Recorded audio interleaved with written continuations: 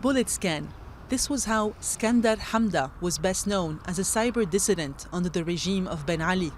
On January 6, 2011, he was arrested, then tortured in the jails of the Tunisian Interior Ministry. He was only 16 years old. 5 years after the revolution that eventually toppled Ben Ali, he says the reforms that have been put in place are not enough. We can draw rather positive conclusions if we compare Tunisia today to Tunisia under Ben Ali 5 years ago. But if we compare Tunisia today to the Tunisia we dreamed about on the morning of January 15, 2011, after Ben Ali's departure, then what we see is pretty disappointing.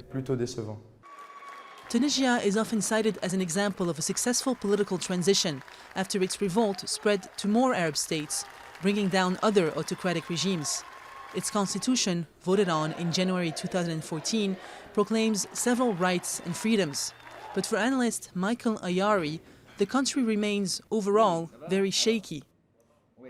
The state must be strengthened as freedom is strengthened, instead of having the state get stronger at the expense of freedom. And this is a very serious thing, because when you put aside everything that's been said and the constitution that has yet to be developed in terms of law and civil code, etc., there's really not much there.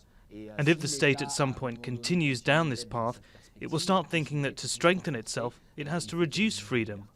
The anti-terrorism law adopted in July of last year includes the possibility of 2 weeks of jail time without access to a lawyer. One of the reasons why Nobel Peace Prize winner Abdesattar Ben Moussa is increasingly worried about the state of freedom in his country. I think what we're afraid of is that under the pretext of fighting terrorism, freedom starts to be undermined.